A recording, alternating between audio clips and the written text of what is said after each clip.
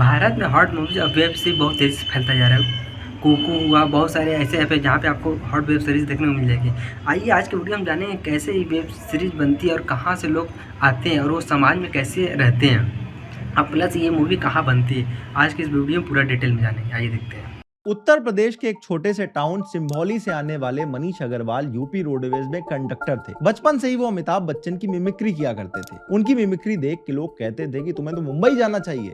उनका भी एक्टर बनने का एक सपना था। एक दिन उन्हें उनके दोस्त ने एक फिल्म का ऑफर दिया। मनीष उस फिल्म में लीड रोल कर रहे थे और जब वो फिल्म यूट्यूब पर रिलीज हुई तो एक हफ्ते में मिलियन व्यूज आ गए। मनीष अग्रवाल रातों रात स्टार बन चुके थे। 2012 में रिलीज हुई इस फिल्म का नाम था हॉट आशिक। दिल तो धक धक कर रहा था लेकिन अंदर से बहुत खुशी हुई थी, भाई मनीष तू बन गया भाई एक्टर। बैड सीन आया जब लड़की ने कपड़े उतारे तो कपड़े वो उतार रहे थे और रोंगटे मेरे खड़े हो रहे थे। बस एक सीन के बाद फिर मैं खुलता चला गया। 2013 तक मनीष अग्रवाल ऐसी 1000 से ज्यादा फिल्में कर चुके थे और मनीष अग्रवाल को हॉट फिल्म्स का अमिताभ बच्चन कहा जाने लगा था। कुछ ऐसी ही कहानी है परी तोमर की, जिन्हें क्वीन ऑफ इरोटिका कहा जाता है। आप सभी ने ये मीम जरूर देखा होगा। ठीक है, धीरे धीरे हो जाएगा। यही तो दिक्कत है, सब कुछ बहुत धीरे धीरे हो रहा है। पंचायत के बनराकस ने भी कभी ऐसी ही एक फिल्म में काम किया था। ये इंडिया की सबसे मिस्टीरियस इंडस्ट्रीज में से एक है। आपके दिमाग में ऐसे बहुत सारे क्वेश्चंस होंगे, ये फिल्म्स कहाँ बनती हैं, कैसे बनती हैं और ये एक्टर्स कहाँ से आते हैं, इन एक्टर के फैमिली वाले इनके काम को लेकर क्या सोचते हैं, इंडिया में मल्लू कैटेगरी इतनी फेमस कैसे है और इस इंडस्ट्री की एक एक्ट्रेस कैसे केरला की सबसे पॉपुलर स्टार बन गई। तो आइए देखते हैं ये इंडस्ट्री कैसे काम करती है और इन फिल्म्स के बिहाइंड द सीन्स में क्या चलता है। फिल्म और टीवी की जब बात आती है तो दिमाग में एक ही शहर का नाम आता है, मुंबई। आपको ये जान के शौक लगेगा कि इंडिया की सबसे ज्यादा सॉफ्ट मूवीज मेरठ में शूट होती है और इसे हॉट फिल्म्स का हब कहा जाता है। यस, ना ही तो मुंबई और ना ही नोएडा फिल्म सिटी, बल्कि दिल्ली एनसीआर का एक छोटा सा शहर मेरठ। उल्लू, कुकू, हॉट शॉट जैसे एप्स का नाम आप सबने सुना होगा। इन सब पर जितनी भी बी ग्रेड फिल्म्स अवेलेबल हैं, इनमें से मोस्टली मेरठ में शूट होती हैं। इन स्मॉल बजट फिल्म्स को रेंटेड अपार्टमेंट, फार्म हाउसेज और होटल रूम में शूट किया जाता है और ऐसे एक एपिसोड का बजट सिर्फ 1.5 से 2 लाख रुपए होता है। डीएसएलआर पर शूट होने वाली इन मूवीज में मोस्टली सेम स्टोरी लाइन होती है। वैसे तो इनकी कोई स्टोरी लाइन पे ध्यान देता नहीं है, लेकिन इनकी स्टोरीज मोस्टली डिलीवरी बॉय, नौकर और मालकिन, हस्बैंड का दोस्त, देवर भाभी, इन्हीं कैरेक्टर्स के अराउंड होती है। इन फिल्म्स में मोस्टली टियर 2 और 3 से आने वाले एक्टर्स काम करते हैं, जिनका सपना होता है कि एक दिन वो मुंबई जाके स्टार बन जाएंगे। उनके लिए इन फिल्म्स में काम करना बस एक स्टेपिंग स्टोन है। उन्हें लगता है कि कोई ना कोई इन फिल्म्स में उन्हें नोटिस करेगा और किसी बड़ी मूवी का रोल उन्हें मिल जाएगा। लेकिन ये जर्नी इतनी आसान नहीं होती, बल्कि रियलिटी काफी अलग होती है। मध्य प्रदेश के मुरैना से आने वाली परी तोमर 2012 में ही दिल्ली आ गई थी, जिसके बाद उन्होंने आरके मीडिया फिल्म्स इंस्टीट्यूट से एक्टिंग का कोर्स किया और फिल्म्स के ऑडिशन देने लगे। भोजपुरी इंडस्ट्री में उन्होंने डिवोशनल सॉन्ग्स और कई सारे आइटम सॉन्ग्स भी किए। परी तोमर कहती हैं कि बिहार में वो एक सेंसेशन बन गई थी और छठ पूजा पे वहां के डीजे आज भी उन्हीं के गाने चलाते हैं। मैंने हिंदी में ज्यादा किया है, पंजाबी सॉन्ग भी किए हैं 2 मैंने, और भोजपुरी काफी काम किया और आइटम सॉन्ग वगैरह बहुत किए हैं मैंने। 2014 में परी तोमर के पास एक कॉल आया। डायरेक्टर ने कहा कि एक रोल है लेकिन उसमें एक्ट्रेस को थोड़ा सा एक्सपोज करना पड़ेगा। परी तोमर ने कहा कि मुझे ये सीन्स करने में कोई आपत्ति नहीं है और यहीं से उनका क्वीन ऑफ इरोटिका बनने का सफर शुरू हो गया। 2014 से 2016 के बीच में सिर्फ 2 साल में परी तोमर ने 1000 से ज्यादा बी ग्रेड मूवीज में काम किया।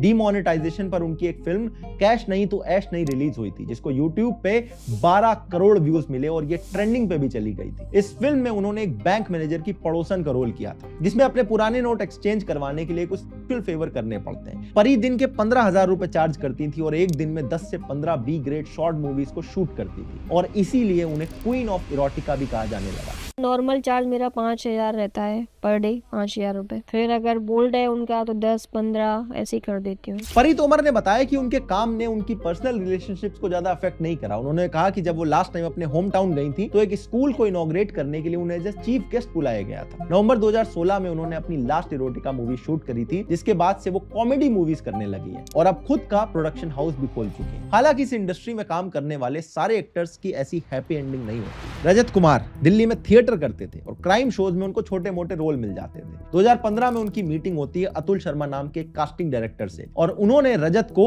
Different kind of movies offer कर दी। रजत ने पूछा कि डिफरेंट का क्या मतलब है, तो कास्टिंग डायरेक्टर ने बताया कि इन फिल्म्स में शर्ट उतारनी होगी और लड़की को किस भी करना होगा। यह ऑफर सुनते ही रजत के मन में तो लड्डू फूटने लगे। उन्होंने कहा कि मैं इंटीमेट सीन को विजुलाइज करने लगा और मैं हमेशा से ही अलग अलग लड़कियों के साथ काम करना चाहता था। अब जब करी तो मजा सा आने लगा और पैसे भी मिलने लगे ठीक ठाक, बिजी रहने लग गए, नए नए लोग मिलने लग गए, नई नई लड़कियां मिलने लग गई, बहुत बड़ा मजा आ रहा था। लेकिन इस टाइम पर उन्हें इसके कॉन्सिक्वेंसेस के बारे में कुछ नहीं पता था। शूट के पहले ही दिन रजत जब ईस्ट दिल्ली के कंजेस्टेड से अपार्टमेंट में गए तो उन्हें रियलाइज हो गया कि यहाँ किसी को उनके एक्टिंग टैलेंट से मतलब नहीं। प्रोड्यूसर्स को बस चाहिए था कि वो जितना हो सके वो खुद को एक्सपोज करे। रजत हर फिल्म की शूटिंग से पहले कॉन्ट्रैक्ट साइन करते थे जिसमें वीडियो को इंटरनेट पर अपलोड करने की परमिशन देनी होती थी। वो सोचते थे कि इन फिल्म्स को कौन ही देखेगा, लेकिन बहुत जल्दी उन्हें रियलाइज हो गया कि ये उनकी सबसे बड़ी गलती थी। उन्होंने बताया कि वो इतने पैरानॉइड हो गए थे कि उन्हें घर से बाहर निकलना मुश्किल हो गया था। ना ही वो कोई फैमिली फंक्शन अटेंड कर सकते थे और मेट्रो की जगह उन्होंने ऑटो लेना शुरू कर दिया था, सिर्फ इस डर से कि कोई उन्हें कहीं पहचान न ले। उन्हें लगता था कि वो जहां जा रहे हैं सब लोग फोन पे बस उन्हीं की वीडियो चला के देख रहे हैं। लेकिन फिर भी रजत उन फिल्म्स में काम करते रहे क्योंकि उन्हें पैसों की जरूरत थी और इन फिल्म्स में काम करने का पैसा भी अच्छा खासा मिल रहा था। लेकिन इसकी वजह से उन्हें क्राइम शोज में जो छोटे मोटे रोल मिलते थे वो मिलने बंद हो गए। उन्हें कास्टिंग डायरेक्टर्स कहते थे कि तुम्हें लोग पहचानने लगे हैं, सबने तुम्हारी फिल्म्स देखी है। अच्छा कर तो ली मजे मजे में, अब बाद में ना थोड़ी सी प्रॉब्लम आ गई। प्रॉब्लम इस तरीके से आई कि इसके साथ साथ मैं कुछ अच्छे काम भी कर रहा था, तो उन लोगों ने ना ये फिल्में देखी तो मुझे बोला कि यार ये सब तू करता है तो हमारे चैनल में तेरे लिए थोड़ा सा मुश्किल हो जाएगा, तू यहाँ काम नहीं कर पाएगा। इनफैक्ट उनके दोस्त उन्हें लड़कों का सनी लियोनी कह के चिढ़ाने लगे थे। एक दिन रजत के बड़े भाई ने उनसे कहा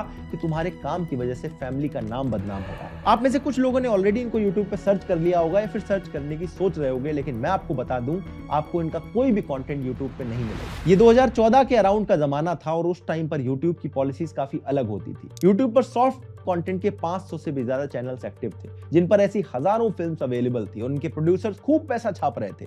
रजत, मनीष और परी तोमर ने भी उसी टाइम के स्टार थे। लेकिन फिर यूट्यूब ने अपनी पॉलिसीज को चेंज किया, कंटेंट मॉडरेशन करना शुरू करा और ऐसे चैनल्स धीरे धीरे 2017-18 तक गायब हो गए, जिसकी वजह से इन एक्टर्स को भी काम मिलना बंद हो गया। लेकिन ऐसा नहीं है कि ये इंडस्ट्री बंद हो गई, अभी तो हमारी जनता के पास में फ्री इंटरनेट बस आया ही था और इसी चीज को एक्सप्लॉइट करा बिग बैनर्स ने। एकता कपूर ने 2017 में अपना खुद का OTT platform alt Balaji launch कर दिया, जिस पर इनिशियली कुछ अच्छे शोज अपलोड हुए थे, लेकिन फिर ऑल्ट बालाजी सॉफ्ट कंटेंट का सबसे पॉपुलर प्लेटफॉर्म बन गया। गंदी बात, XXX, रागनी MMS जैसे एडल्ट शोज की हॉट क्लिप्स वायरल होने लगी और देखते ही देखते ऐसे कंटेंट की भरमार हो गई। कई एक्ट्रेस जिन्हें कोई भी नहीं जान रहा था वो रातों रात स्टार बन गई, जैसे अन्वेषी जैन जो गंदी बात शो के रिलीज होने के बाद इंडिया की one of the most googled personality बन गई थी। उल्लू, कुकू, हॉट शॉट जैसे दुनिया भर के OTTs आ गए जिस पर भी सिर्फ सॉफ्ट पॉर्न फिल्म्स ही दिखाई जाती थी। क्योंकि ये कंटेंट रेगुलेटेड नहीं था, इसलिए ये प्लेटफॉर्म धीरे धीरे बाउंड्रीज को पुश करते गए। किसी ने फ्रंट